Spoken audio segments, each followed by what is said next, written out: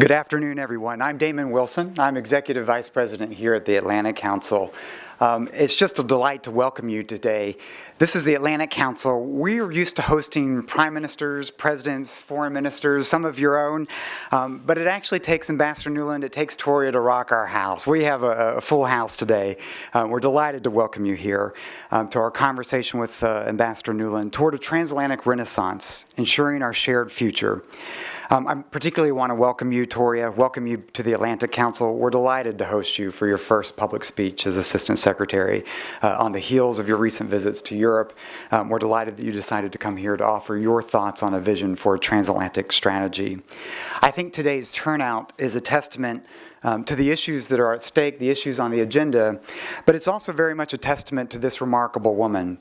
Ambassador Nuland is a true strategic thinker, a skilled negotiator, a diplomat for the future, a friend of democracy, an American patriot. But I think all of you who know her also know her as a humble, irreverent, and fun friend and colleague.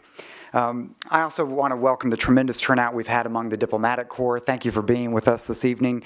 There are too many of you to name this evening, but I just want to welcome you here, along with all the Atlantic Council board directors that have joined us today. At the Atlantic Council, if you follow our work, the work that we've done with the National Intelligence Council, if you've listened to Matt Burrows, who's now on our team, Fred Kemp, we've been arguing that the world is indeed at an inflection point, very much like 1815, 1919, 1945, and 1989, times when actions of political leaders shaped history. And today we're witnessing one of the most dramatic shifts in political and economic power since the 19th century. We agree with Toria, we agree with Ambassador Nuland that we are facing another inflection point now. And with the right leadership, the transatlantic community has a second chance to shape that world. Our speaker today is a part of that right leadership. I'm going to quote from her swearing-in ceremony because it informs the conversation we're going to have this evening. Today, as a transatlantic community, we're standing at another vital inflection point. Recovery should not be enough for us. What's required is a transatlantic renaissance, a new burst of energy, confidence, innovation, and generosity rooted in our democratic values and ideals.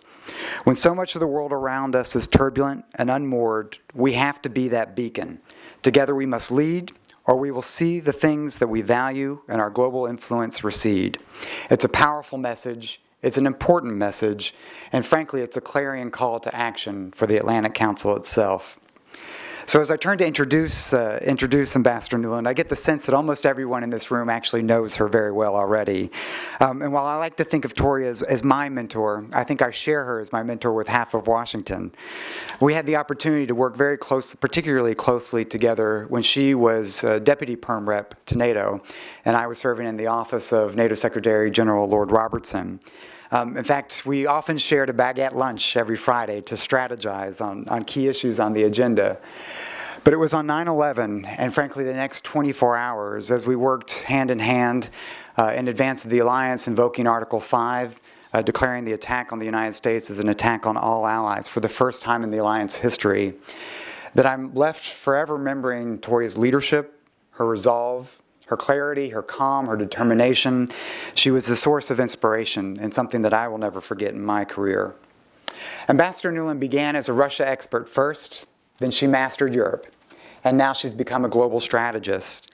She was sworn in only in September as Assistant Secretary for European and Eurasian Affairs. Prior to that, she served as the State Department spokesman, where she faced a barrage of daily questions from the press corps. She served as Special Envoy for the Conventional Forces in Europe Treaty and demonstrating her penchant for impossible tasks. And she served as the 18th U.S. Perm Rep to NATO, where she helped lead NATO towards a more global, more strategic outlook. She served as Principal Deputy National Security Advisor to the Vice President from 2003 to 2005, handling a global portfolio during tumultuous times. She also served as U.S. Deputy Perm Rep during 9/11, of course, but also during NATO's role in Afghanistan, the buildup there, as Deputy to Ambassador at Large for newly independent states, and Chief of Staff to Deputy Secretary of State Strode Talbot, where she played a pivotal role at a moment of transition in the former Soviet Union. She served in Moscow, she served in Mongolia and China. Most importantly, she's been a great manager, a great mentor, with troops scattered all around Washington. It's a delight to welcome Ambassador Nuland to the Atlantic Council. I want to remind everyone that they're encouraged to tweet this evening. We've set up a hashtag Transatlantic Renaissance, hashtag Transatlantic Renaissance. Tori, over to you. The podium's yours.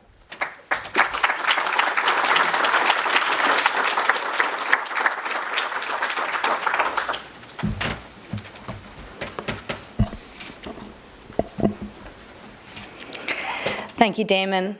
We all love Fred Kemp, but it's a special pleasure for me to be here under Damon's leadership because, as you could tell, we're not just friends and colleagues. We have strategized together, we have learned together, we have grown together for almost 2 decades, and for that, I thank you.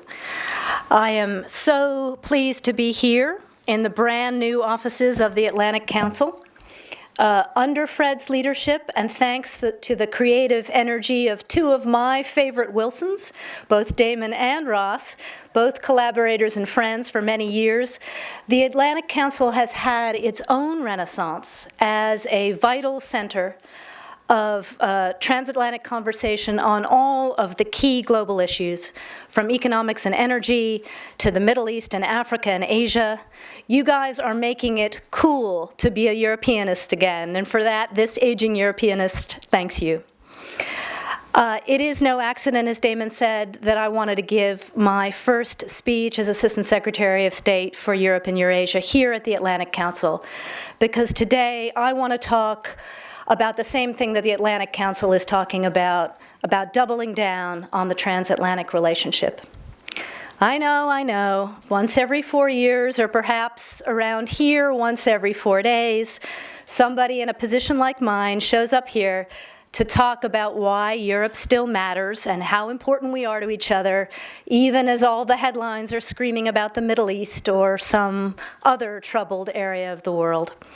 Or worse, they come here to preach Atlanticism just as the news is full of gloom and doom about the fraying of trust between us, whether the issue of the day is Iraq or the financial crisis or now the NSA disclosures.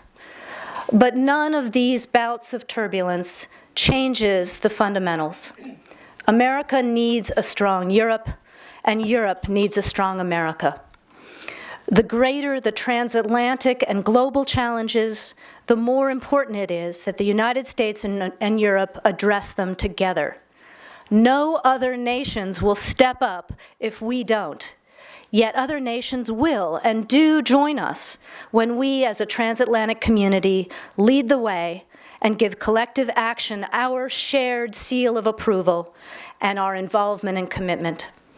The world needs a community of free nations with the will and the means to take on the toughest challenges and to work for peace, security, and freedom wherever they are threatened. I'm going to make you listen to this paragraph again, even as Damon gave it from my swearing in, because I really do think it's the core of the message that I came here to share with you tonight. But today, as a transatlantic community, we are standing at another one of those vital inflection points in our ability to continue to play that essential role, both at home and abroad. As our economies begin to emerge from 5 years of recession, recovery is not enough. What is required is a transatlantic renaissance, a new burst of energy, confidence, innovation, and generosity rooted in those democratic values and ideals. We've got to be that beacon of security, prosperity, and freedom. That's going to require confidence and investment at home, and commitment and unity abroad. Together we have to lead, or we're going to see the things we value and our global influence recede. So today let's talk about what the key elements of that transatlantic renaissance should be, what we have to do together to make it a reality. At home, I don't have to tell this crowd, the most urgent economic task is to strengthen the foundations of our democratic free market way of life. That means working together for an ambitious transatlantic trade and investment partnership that sets the global gold standard for openness and growth. TTIP can be for our economic health what NATO has been for our shared security for more than 65 years, a whole that is greater than the sum of the parts. When we eliminate tariffs and non-tariff barriers to trade across the Atlantic, we will support hundreds of thousands of new jobs and better paying jobs. We'll also strengthen our collective hand in that global conversation that we want to advance an open, rules-based public commons, because that's where our nations thrive. So TTIP is so much more than a trade agreement.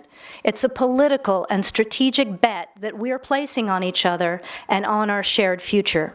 We need to go all in on that bet, and I want to take this moment to commend the leading role that the Atlantic Council has been playing in building public understanding about TTIP and public support for it. Together, we're also in the midst of a major advance in energy diversification and independence. If just 5 years ago, many of us worried almost as much about energy security as we did about our physical security, today that landscape has changed utterly. The EU has made wise decisions to demonopolize and diversify its markets.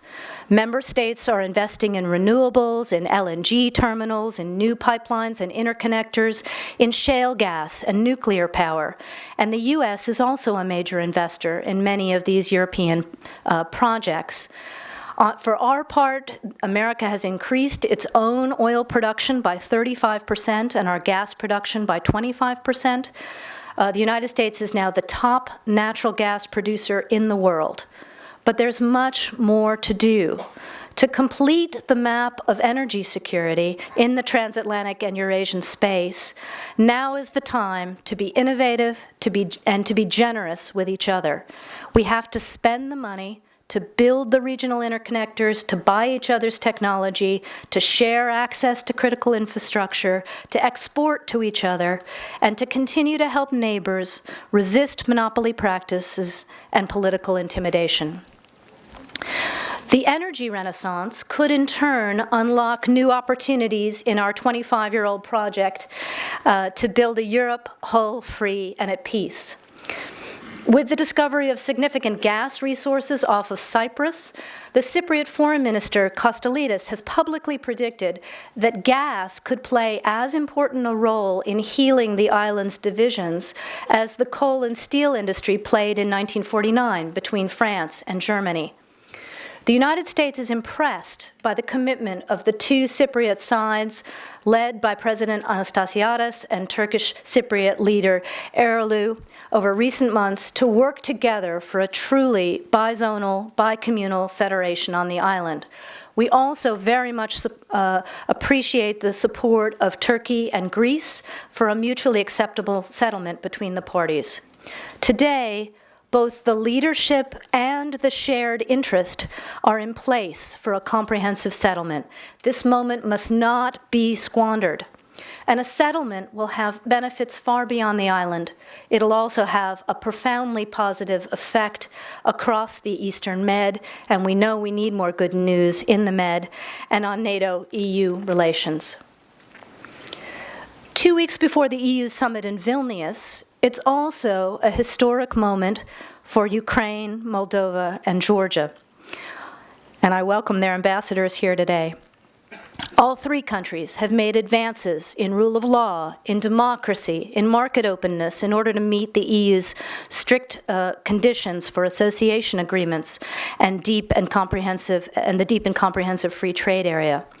The United States welcomes these nations' European choice and wants to see all three knitted into the European family with the kind of trade benefits and visa-free travel that the EU offers.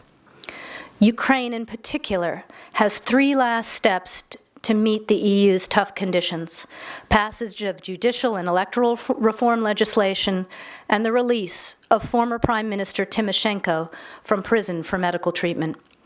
We join the EU in urging Ukraine's leaders to make the right and historic choice for their 45 million citizens, to choose their children's future over the grievances of the past. We're also encouraged by the commitments that Serbia and Kosovo have made towards long-term reconciliation under the patient mentorship of EU High Representative Cathy Ashton and with the full backing of the United States. This process needs our continued support so that both countries achieve their goal of integrating fully into European structures. In another positive development, President Aliyev of Azerbaijan and President Sargsyan of Armenia will meet later this month for the first time in almost 2 years. They also have it in their power to launch comprehensive settlement talks, and we urge them to be bold and to be creative. And in Bosnia-Herzegovina, it is well past time for leaders to demonstrate courage and vision, to move past the petty power interests, and to build a modern, unified nation worthy of the talents and aspirations of all three communities. If these leaders continue to block their country's path to the EU and to NATO membership, Bosnia's international partners, the US included, should seriously reevaluate our approach. As we work to overcome old hatreds and grievances and to finish the democratic map of Europe, we must neutralize another poison that threatens too many of Europe and Eurasia's young democracies, and that's corruption. Popular confidence in elected government is dropping across Europe's center and east because voters believe that their leaders feed their own interests first and those of their people second. Corruption is a pernicious killer of the democratic dream. Our stability and our renewal as a community will depend on more effective joint measures to battle this deadly threat. And just as the original European Renaissance ushered in an age of greater humanism, intellectual openness, and citizens' rights, so must our work today for a transatlantic Renaissance include defending and advancing the universal values that bind us as free nations. The quality of democracy and rule of law in Europe and Eurasia is deeply uneven today, and in too many places, the trends are moving in the wrong direction. Too many citizens don't feel safe running for office or criticizing their governments or promoting civil society. And in too many places, press freedom is stifled, courts are rigged, and governments put their thumbs on the scales of justice. If, as a transatlantic community, we aspire to support and mentor other nations who want to live in justice and peace and freedom, we've got to stand with those in our own space who are fighting for democratic progress and individual liberties. Our democratic values are just as vital a pillar of our strength and our global leadership as our militaries are and as our economies are. That said, hard security matters too. As a former ambassador to NATO, I'm amazed how far our alliance has come. In the past 20 years, we've gone from a deployment-free zone to operations on 3 continents with almost 50 global partners that protect hundreds of millions of people, from Kosovo to Afghanistan to Libya to securing the Med and counter-piracy operations in the Indian Oceans. With our ability to plug and play with so many different partners, NATO has truly become the transatlantic core of the international security community. But I'm also dismayed that allies expect that we'll be able to sleep safely at night on the cheap and ever cheaper. Just 5 years ago, average defense spending among our allies stood at around 1.7% of GDP without the US contribution. By 2012, it had dropped to below 1.4%. 1.4%. So as we work to bring our combat troops home from Afghanistan and look towards a NATO summit in the United Kingdom next fall, we need a renaissance in the way we think about collective defense and security. That means spending smarter by spending more together on the most vital 21st century capabilities, from joint intelligence, surveillance, and reconnaissance to deployable headquarters to integrated strike capability. It also means staying sharp and deployable through an aggressive exercise schedule that keeps North Americans, Europeans, and our global partners interoperable. And it means consolidating all that we've learned over the last 2 decades about training and support for third country militaries into a permanent standing training capability. If NATO, ideally in partnership with the EU, can train others more, we can deploy less. But we all know that training alone is not going to be enough. When people ask me, what is NATO for after we stop fighting in Afghanistan, I invariably start hearing the Ghostbusters theme song in my head.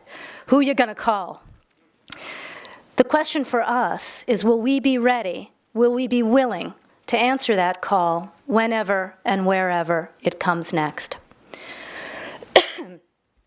More broadly, the world counts on our transatlantic community to bring creative solutions to the world's most urgent problems, from climate change to countering terrorism, addressing poverty and hunger.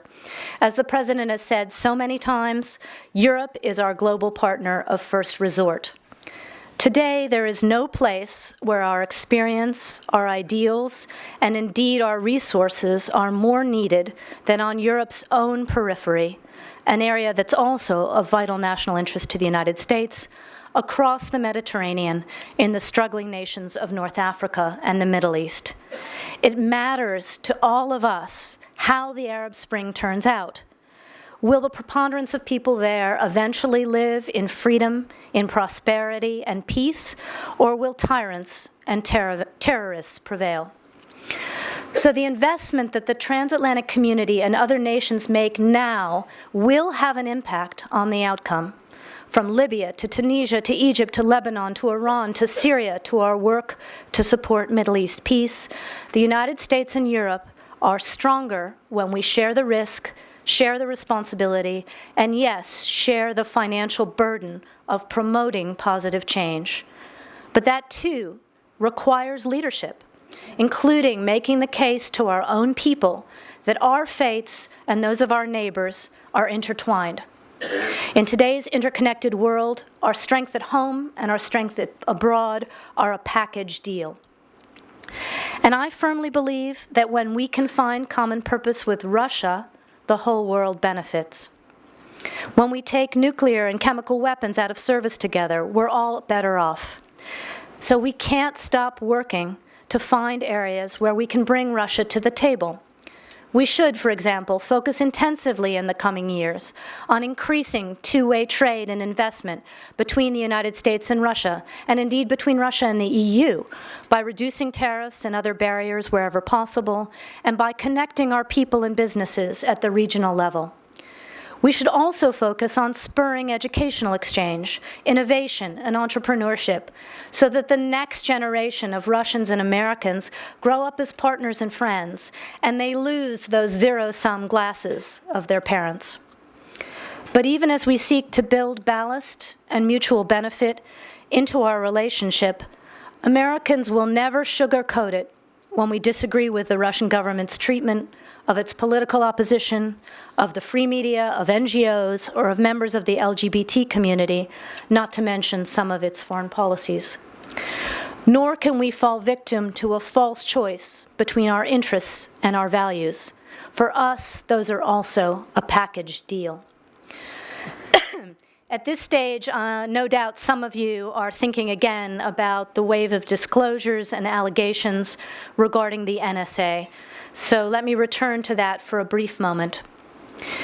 We understand the difficulties that the current situation has caused for our allies and our friends.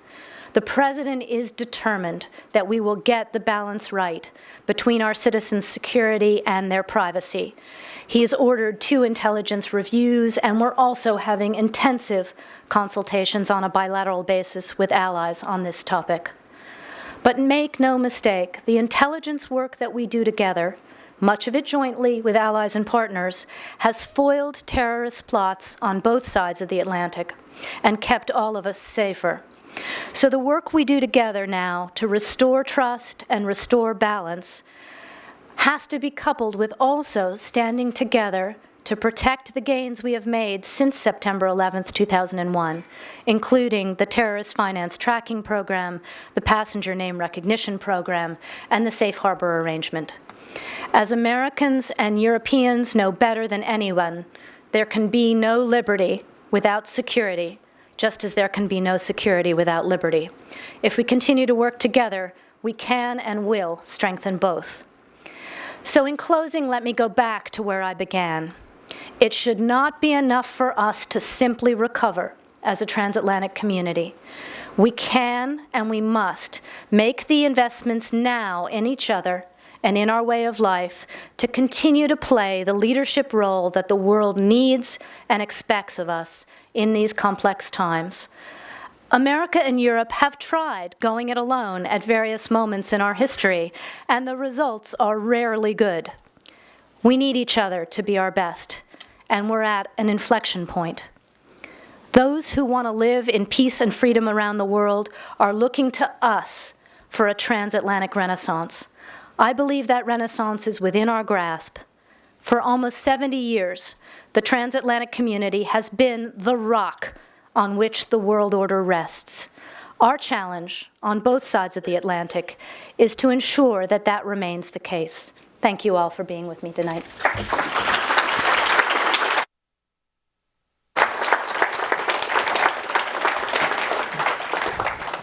Thank you so much. That was just a fantastic speech, I think, to frame an incredibly heavy agenda. We've just heard from Ambassador Nuland, an ambitious call for a transatlantic renaissance.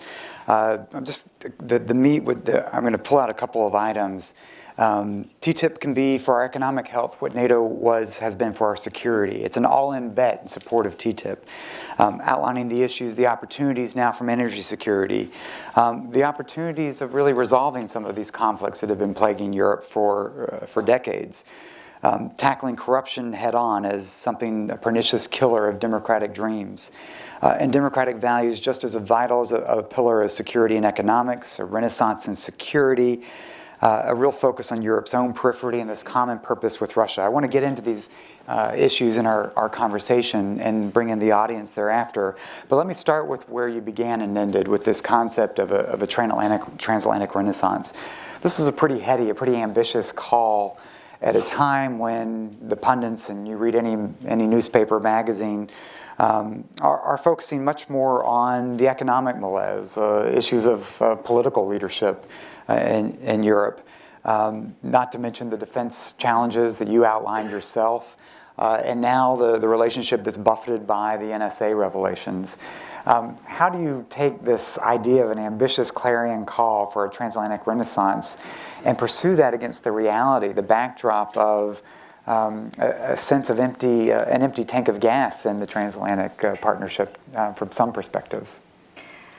You know, I don't think we have any choice. I think our economic realities drive us to work together. I think the global challenges drive us to have to find common solutions. I think we have fallen victim too frequently in recent years to this sense of malaise, to this sense of it's all overwhelming out there. We don't have the capability, we don't have the will, we don't have the money. The truth is that we are still doing a lot together out there in the world. The question is, are we doing it as effectively? Are we doing it with as much unity? Do we have the confidence in our own mission as free democratic powers to continue to do it? So this is not just a clarion call for action, and it's also a clarion call for confidence, because I think we deserve to have confidence in ourselves, in our model, but mostly in the power that we bring to the global table when we work together. You've in many part helped to reinforce and given us our mission statement for the coming couple of years, I think. I was struck how much time you spent talking about potential resolution of long-held-up conflicts. You started with the situation in Cyprus. You dwelled on the opportunities in the Western Balkans, in the Caucasus, the focus on the Eastern Partnership coming up. Many in this town and many in this audience have been worried that the idea of completing Europe, the idea of Europe whole free as an American project, was fading into the background. That's not the message I just took away from what you just said. Play that out for us a little bit to help us understand how these pieces come together. There has been a sense that The EU is not prepared to talk about enlargement. NATO enlargement is not really on our agenda. But you just outlined quite a few roles and quite a few opportunities on some of these issues that have been stuck for quite a while. Well, first of all, 25 years after the fall of the Berlin Wall, we shouldn't be satisfied with the democratic map of Europe. We're not finished. I have to say, coming back to this intensity of a focus on Europe, for me, has been really interesting, because as I tried to outline in the speech, some of the fundamentals that cause these conflicts to get stuck have begun to change. The realities under them have begun to change. I think Cyprus is a prime example. There is wealth to be had for all the residents of the island if they can exploit the gas offshore together. But they'll lose that opportunity if they can't work together. The situation in Greece and Turkey has changed. There has been an understanding that a resolution of this might actually bring more benefit for both of the big neighbors. So that needs to be exploited, and it needs to be supported by all of us who have seen this movie before, but I truly believe the fundamentals are better this time. So we have to not miss that opportunity.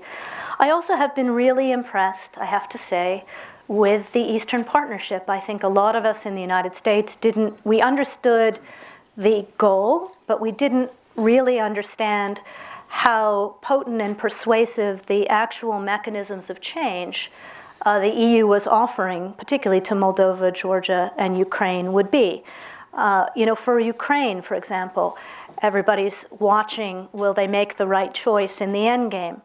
But we shouldn't underestimate the fact that Ukraine has passed 18 major pieces of structural change legislation in the last 6 months because the EU insists on it, and because the pull of visa-free travel and real trade benefits is so strong and will change the future for all those people. You were just in Kiev, I believe. I was just in Kiev. Do you think we'll get there in Vilnius? I mean, we're running the clock, yes? You know, I've spent 25 years of my career being an optimist about Ukraine. I'm not going to stop being an optimist today.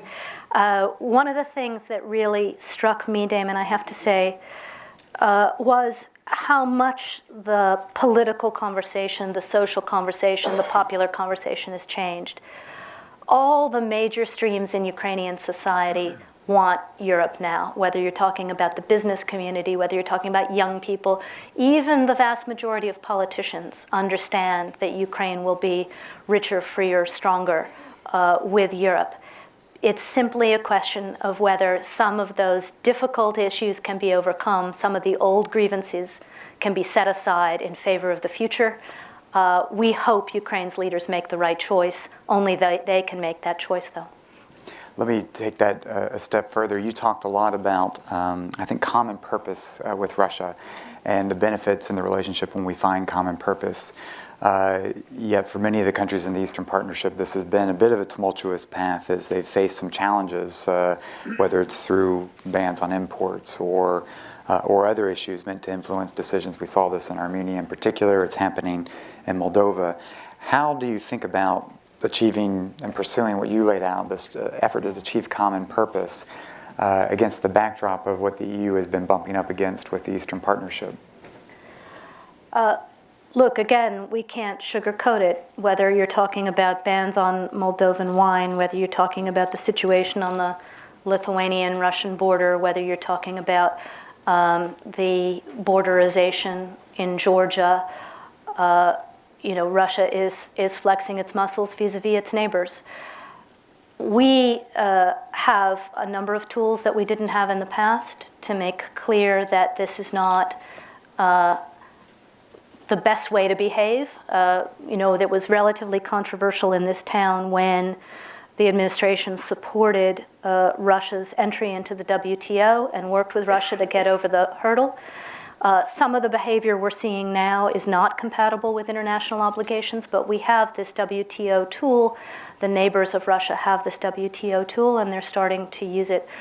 But on a more positive side, I think, in our conversations with the EU, in our conversations with Russia, we are all trying to make the case to Russian leaders who are facing financial challenges and economic challenges of their own, that the trend in our neighborhood, whether it's in the TTIP space or whether it's in the Eastern Partnership space, is towards more open and flatter markets, more trade as a way of stimulating growth and making people more prosperous. We want that relationship with Russia too, if we can work together on a bilateral investment treaty, on reducing barriers. The EU has made the same kinds of offers to Russia that it's made to other partners. It's a question of whether Russia will walk through that door or continue to see things in zero-sum terms. Mm-hmm. Let me turn to pick up the TTIP issue that you raised, the Transatlantic Trade Investment Partnership.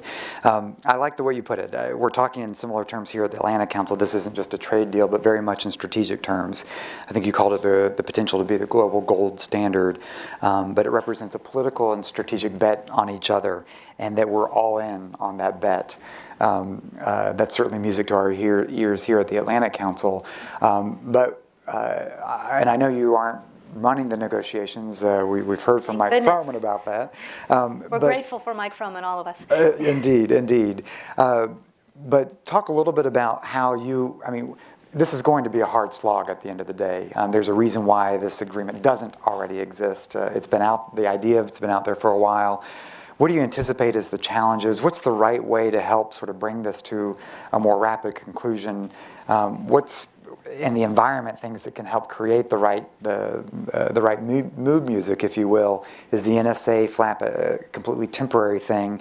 And as part of this, I think Boyden Gray joined us. He put out a report here at the Atlantic Council over a year ago, calling for a transatlantic. He called for an economic alliance, if you will, the precursor to what's become TTIP.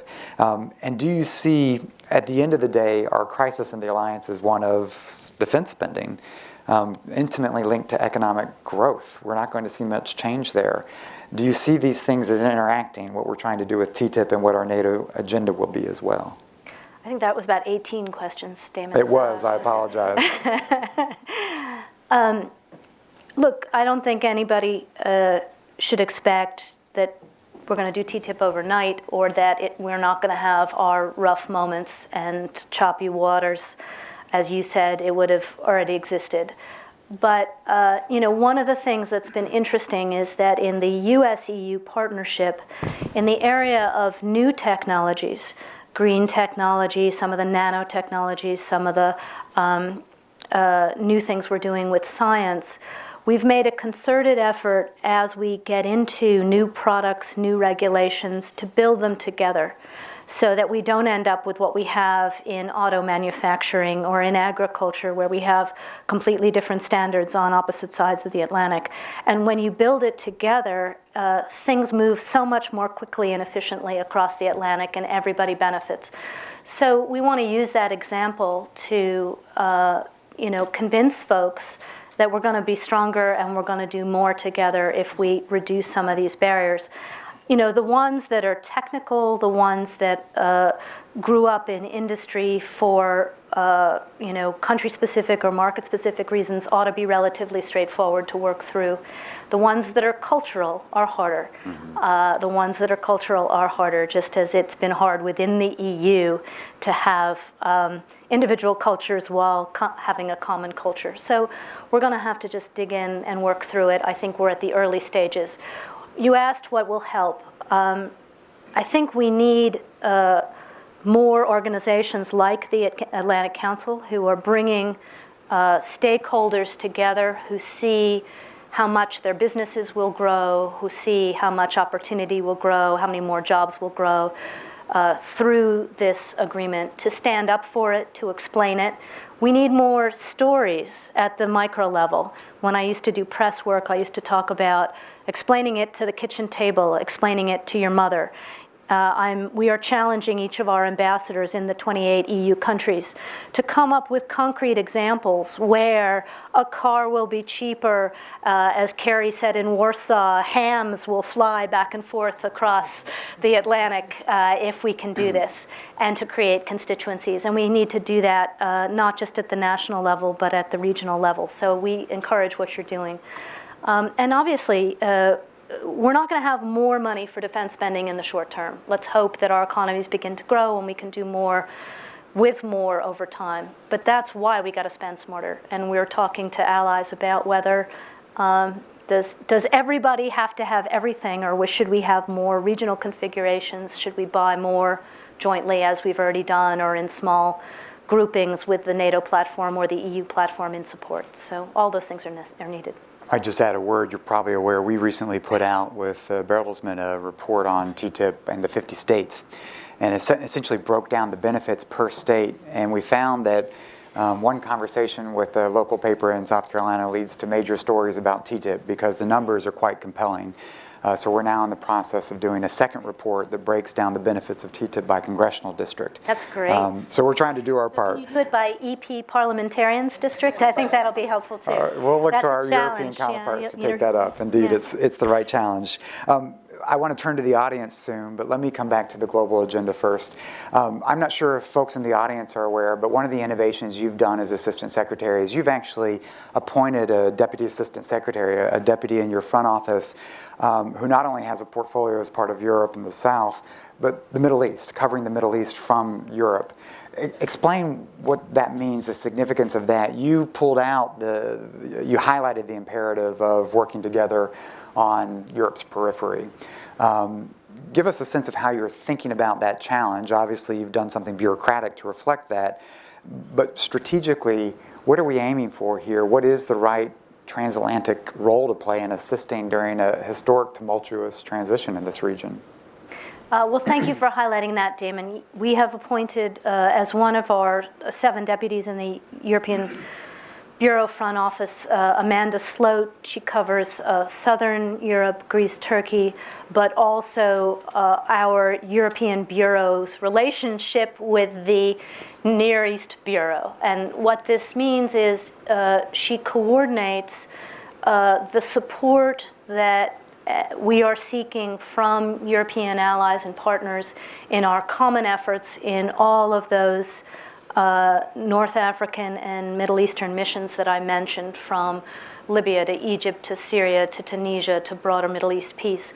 And when you sit in a head of state meeting these days between President Obama and anybody in the NATO EU 34 or even beyond, or when you sit in one of Secretary Kerry's bilaterals with one of his counterparts, 80% of the conversation will be about the work we're doing together in the broader Middle East, North Africa, to support the Arab Spring, whether it is trying to ensure that the assistance we give to Egypt is given against a common conditionality of continued reform, continued democratization, or whether it's our efforts to provide humanitarian relief and a path towards a political solution in Syria, on and on and on. The work we're doing in Libya to train a common purpose force. I'm looking at some of the ambassadors in the first row who've had this experience, Claudio. So we need to stay completely meshed with what the Middle East Bureau is trying to achieve. They have to be judicious and appropriate in the way they ask our European allies and partners for help, not play kids soccer and have everybody chase the ball over here and then chase the ball over here, but look for where different allies have different strengths, and we want to help them do that. Got it. We've got an incredible audience of folks that have been working these issues forever. So what I'm going to do is call on you. We'll bring a mic. Please introduce yourself and ask a question. I'll try to group questions since we've got many already ready. Let me start here in the front row with Harlan, and then I'll come to this side. Harlan, I'm just loving your purple here, and your socks are almost as great as Damon's. I like Damon's, but the one he was wearing yesterday even better. Tori, it's great to see you. Congratulations. You are, with you here, with Doug Lute at Truman House and Sandy as Deputy Secretary, that's the strongest team we've had. So that's really good. I want to put, in the phrase of a polite parliamentary question, a declaratory statement, which I've asked for a very long time, probably even when you were ambassador. And that is, it seems to me, one of the greatest threats to the alliance is the absence of a public diplomacy campaign to try to sell the importance of the alliance to our domestic people. Your talk today and probably Joe Biden's 2 years ago at the Atlantic Council are the only really strong talks we've heard about NATO. So my questions really are, why has NATO been so incapable of coming forth with a really good message when it needs to rally domestic people. And I don't mean with propaganda, but I mean with kind of the same things that you were talking about. And what can we, the Americans, do to put together a better message, not only for our own publics, but to stimulate NATO to make the case at a time when, you're right, we're not going to spend more money. We got to do less with less. But the alliance is probably at least as important now as it was during the Cold War. Do you want to take a couple? Yeah, I'll take another one right here, please. On the left edge, Joseph. Thank you, Damon. My name is Edward Joseph. I'm with Johns Hopkins SAIS, and I was most recently deputy head of the OSCE mission in Kosovo. And I was going to ask you a question about that region in Bosnia, but I was struck by Damon's first question, which struck me as much more important to pursue, this one about empty tank. And I know Europeans who are, your core message that you've given today is that recovery is not enough, renaissance is what we need, but that assumes that there is a recovery, in fact, in Europe. And I know Europeans who are very worried that there is not a recovery, that the ECB policy is helping to cover sovereign debt issue and the balance sheet of commercial banks, but in fact, there's negligible lending and negligible growth. Italy, the fourth largest debtor in the world, is in negative growth this year. So my question for you is, do you believe fundamentally that the European economy has turned the corner, or given the well-known problems, I'm sure you know, Ambassador Nuland, the intractable differences between Germany and its partners, that in fact Europe is mired in a Japan-like situation that could last a decade or more? Thank you very much. Let me quickly take one more right next to you, and then we'll come back to. Thank you very much. Hi, Tori. Good to see you as always. And, as a press member, I'm glad to be able to ask a question to you. Hürriyet, Tolga Tanis. I had a quick question regarding the Turkey-U.S. bilateral relations just before the foreign minister visit next week on Monday in the town. Since May, there was a successful visit of Prime Minister to town on May. There was a meeting with the president here, but just aftermath of this visit, after the protest in Turkey, the bilateral relations between Turkey and U.S. impacted in a different way, actually, and the administration was very outspoken to criticize the approach of government to the protest, and also the Syria issue and the Egypt issue and other regional issues turn into another differences between two allies. How would you define right now the current situation between two allies, and what will you say just before the visit of foreign minister to town next week? Thank you. Thank you. So from public messaging on NATO to recovery to Turkey. Excellent. Well, Harlan, I couldn't agree with you more that NATO needs to do better and come into the 21st century in marketing itself. I worry in particular that it's only old farts like us who actually still remember what NATO is for. Exactly. And I worry about, the 40 and unders who really don't understand the alliance. I do think in the United States, the Chicago summit really got a lot more Americans involved with the alliance and understanding that as strong as it needs to be among the 28 allies, that it is now this transatlantic core of a much wider security community, and it has this ability to plug and play.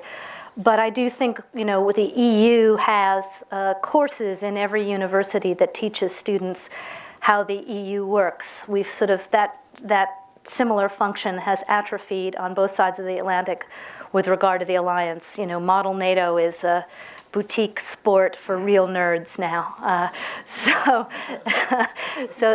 that I think is a problem. I think it also, you have to permeate above the noise, and part of that is done with pictures and images in today's world. And I would like to see NATO do more to get onto member state TV and global TV, in fact, showing some of the good news stories. When was the last time you saw positive images from Afghanistan, when we know, those of us who visit a lot, that there's a lot to show, or now what we're doing in training with Libya. So we've got work to do.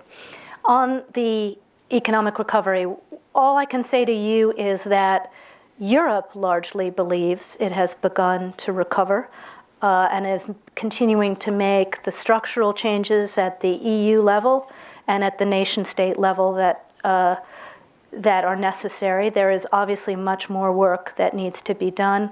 I saw Claudio levitate as you started talking about the Italian economy. In fact, when the Prime Minister was here not too long ago, he spoke of pretty solid projections of Italian growth again next year. I said it for you, Claudio, you can pay me later. So, that's what we're obviously looking for, some of the states that haven't been growing to really turn that corner. But again, for Europe to have confidence in itself, and for us to have confidence together in that relationship. And I do believe that TTIP will help with some of the structural barriers to more growth, not just between the US and the EU, but within the EU itself, and will make the market more transparent and more open if we do it right, and that's what we should seek. And that's partly why so many Europeans are in favor of TTIP. It's less about us and about each other. With regard, where were we? We were on Tolga and Tolga, your questions never change. I feel like I'm back at the podium. It's a week before a big visit, and we have to have a scene setter. The alliance between the US and Turkey is absolutely vital, not just for the two of us and our security, but now as an engine around the turbulent region. And Turkey is a major partner on all of those tough issues that I mentioned. We're not always going to see perfectly eye to eye on the tactics, but we always agree on the larger strategy. So it's a matter of maintaining that open dialogue on what is to be done. With regard to democratic developments inside Turkey, we obviously stand on the side of those Turks who want more openness, more press freedom, want accountable government. We'll never be shy about saying that. And I think the beauty of our alliance is we can be honest when we disagree. Let me pick up another round. I'm leaning heavily on this side, so right here, and Ambassador Patelia as well, and then I'll come back to this room. Mr. Joanna. Hi, I'm Brenda Schaefer at Georgetown University, and my research focuses on the South Caucasus. You mentioned rightly so the upcoming visit of President Sarkisian and Aliyev from Azerbaijan and Armenia and the historical significance. The U.S. policy on the Nagorno-Karabakh conflict has mostly been to look to the leaders of the region, look to the people of the region, and think as if the ball is in their court. But actually, if you look at the regional dynamics, Russia has at every time there's been an agreement between the two sides, has derailed the agreement, preferring that there's divide and rule between these two countries. What can the U.S. do now, when it has a more cooperative relationship with the U.S. with Russia, to actually lever that relationship and make it that this time there's a real peace in the South Caucasus and not just another blaming of the people in the region? Okay, we'll stay in the region with Ambassador Patelia and then back to Minister Joanna. Sorry. So many friends in this room. Thank you all. It's really a wonderful community.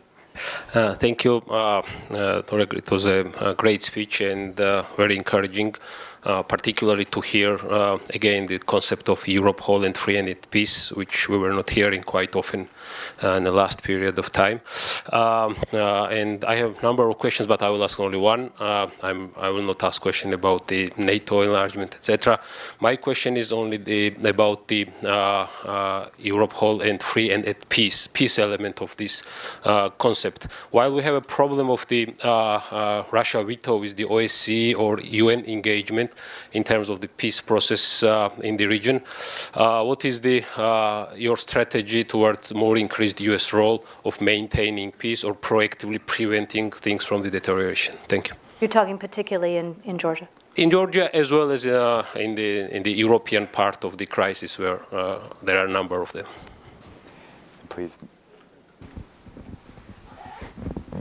Back to the back, Minister Joanna, please. Mr. Joanna. Back there, sorry. Good evening. It was such a wonderful speech, and it's like a NATO vitamin. We all feel energized, and thank you so much for that great speech. And I'm only jealous because when Damon invited me at Atlantic Council, I have a much smaller crowd, so I should look into my mailing list or try to improve my skills. That was a private strategy session, Mr. Minister. Thank you so much. And it's good to remember the good old days when NATO, EU, and the OSCE were working together when Lord Robertson, Javier Solana, myself at that time, chairing the OSCE, we were working in synchronization. And this would be my comment and my question to you, Toria. It is obvious that there is a natural temptation when the world is changing for each nation and each conglomerate of nations, speaking of the EU, to basically to have an independent analysis of the consequences of the changes in the world. And I believe that the resynchronization of the way in which we see the changes in the world needs to be done. Mm-hmm.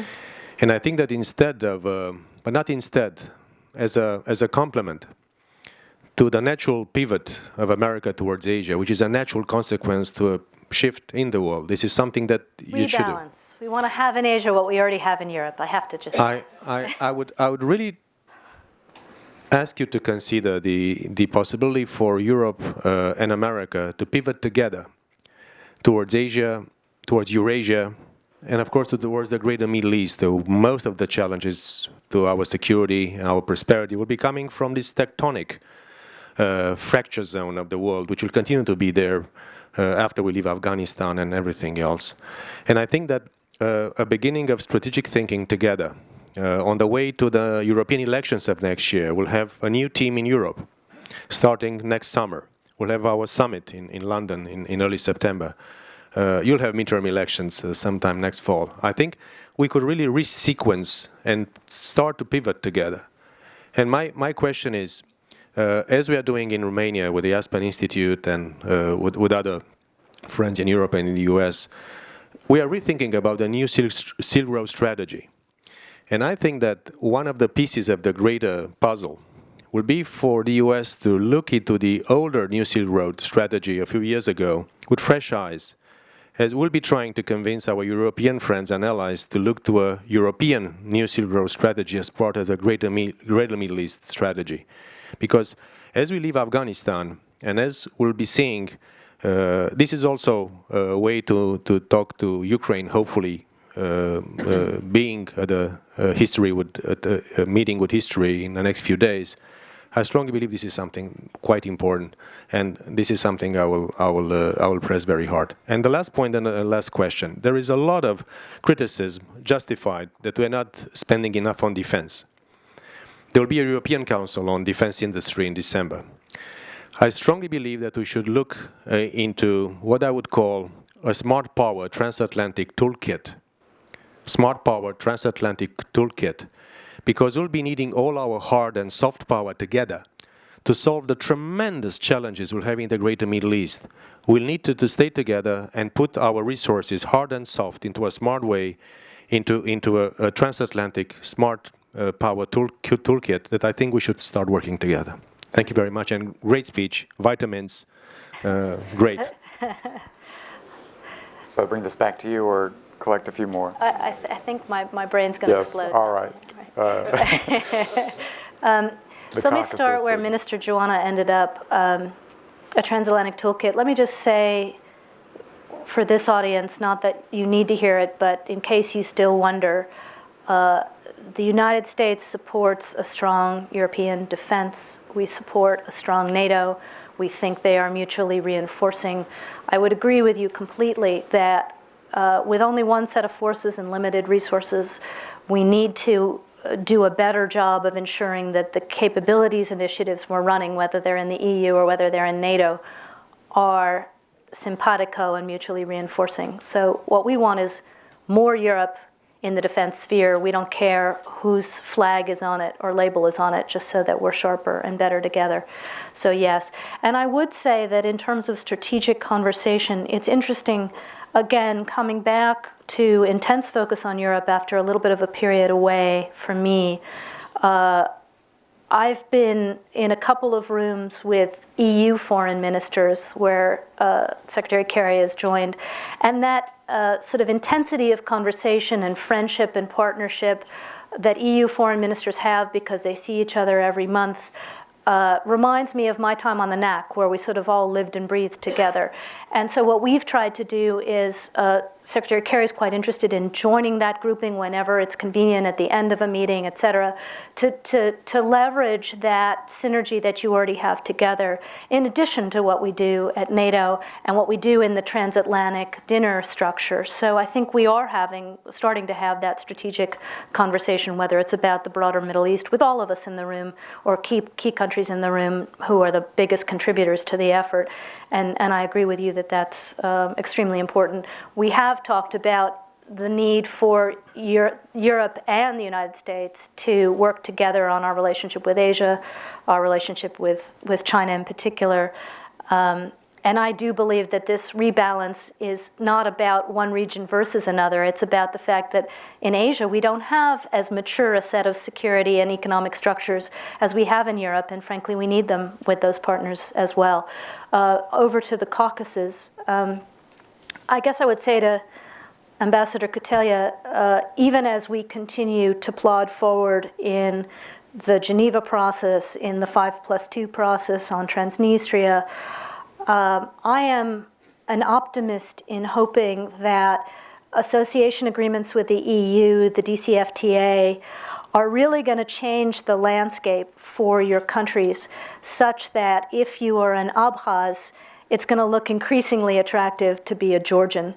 If you're a Transnistrian, it's going to look increasingly attractive to be a Moldovan. And that is going to have a profound effect on the aspirations and the quality of the conversation we can have in those multilateral frameworks. So maybe I'm too optimistic, but I really do think what the EU has done here has larger knockoff benefit.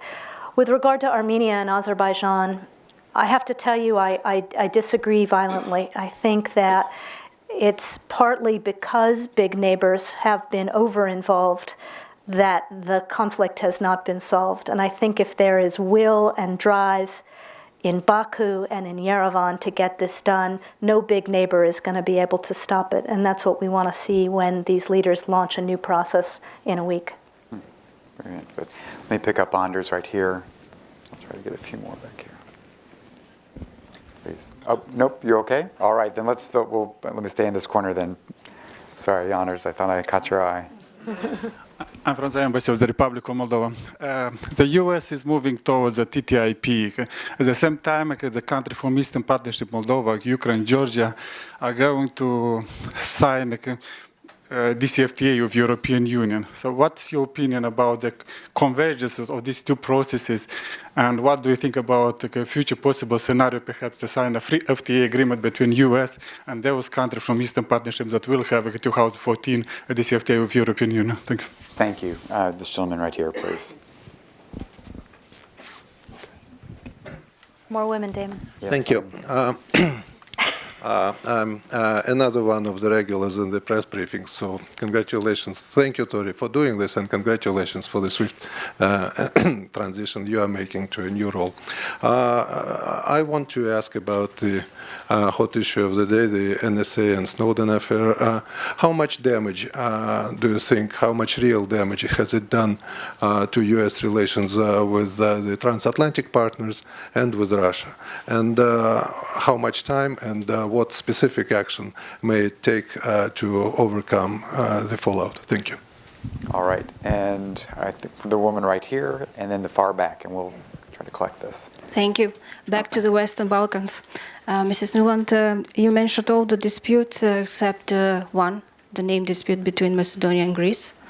And can you tell us what will be your role into the solution, and whether you will be, I hope, not just statement, the United States supports mutual acceptable solution? And then all the way in the back where we have a gentleman who's been waiting. All the way back. Yep. Sure. Hi, I'm Anshuman Apte from Voice of America Afghanistan Service. You briefly spoke about Afghanistan. My question to you is, going forward post-2014, how would you work with the European allies, to make Afghanistan peaceful and stable? And would you expect the European allies to do more going ahead? Okay. Thank you. Tori, let me go ahead and pick up right here, I think, Ambassador Yakubashvili.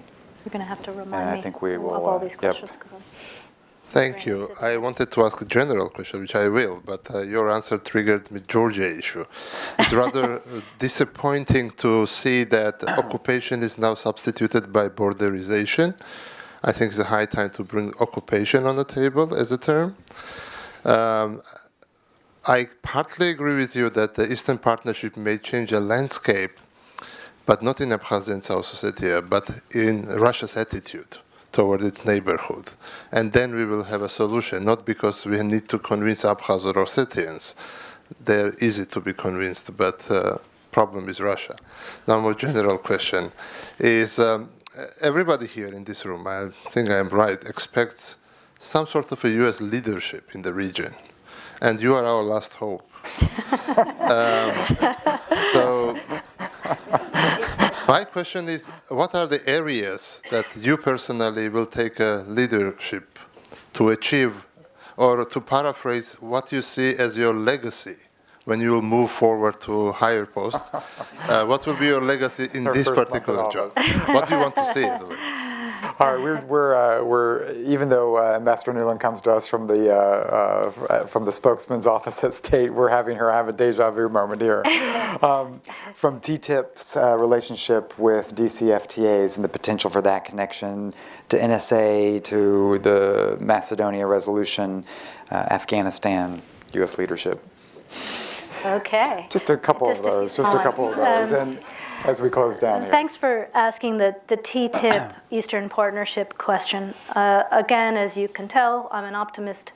I truly believe that if we can, as a US-EU community, open borders, flatten barriers to trade, and we can exploit what's on offer in the Eastern Partnership to flatten barriers, open borders, markets for the Eastern Partnership countries, we have an opportunity for a greater, more vibrant market from Los Angeles to Donetsk.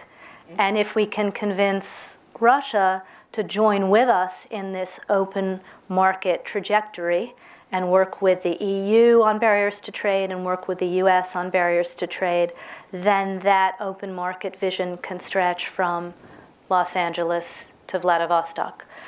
So that's what we have to work for. I think the elements are there, which is why I'm calling for a renaissance in thinking about it. On the NSA, we have not been shy in saying very clearly that what Snowden did was damaging. I also made the point here that we understand that it has put our allies, our partners, in a very difficult position, particularly those with whom we work most closely on intelligence. So we are in intensive conversations in intelligence channels and political channels to work through those issues. But we're also extremely gratified that we have seen, particularly in Europe, our major allies stand up and say, we will work through this problem, we need to work through this problem, but we need to ensure that it doesn't poison and infect other things that we're trying to do together, whether it's the TTIP or whether it's PNTR and other things. So that is a very important stake in the ground that we've all put together, and we're committed to it. With regard to Macedonia, I have in the past, particularly in 2008, before the Bucharest summit, put a lot of my own personal elbow grease into trying to solve the name issue. I remember having Prime Minister Gruevski and Greek leaders in my living room when I was at Truman Hall trying to settle the issue.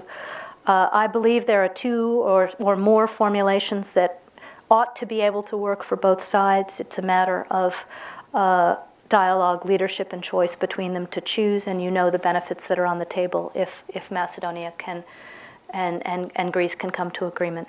So obviously we'll support the Nimitz process. We'll continue to be cheerleaders for a resolution, but only you can make that can make a decision what's going to be appropriate. With regard to where I will put my own efforts, I think it's kind of perilous to predict legacy with 8 months in the job, not to mention arrogant. I think I laid out for you all the issues that we as a Europe and Transatlantic team believe are important. I will work personally on all of these issues, as will Secretary Kerry, as will the President, as will the fabulous Karen Donfried, our new Senior Director for Europe, who I'm blessed to have a very old and dear friend in that job. So I think you'll see us work on that. I use the B word with regard to your country because of the new issue of fencing. You know that we've used the O word plenty of times before, and we'll continue to do so. So, Ambassador Nuland, Tori, I want to just, we're running the clock, so I want to be, I know there are just many, many questions out there, but we'll have to conclude right now. I just want to pick up on the point that Tamori left us on and that you were just closing with, this issue of leadership.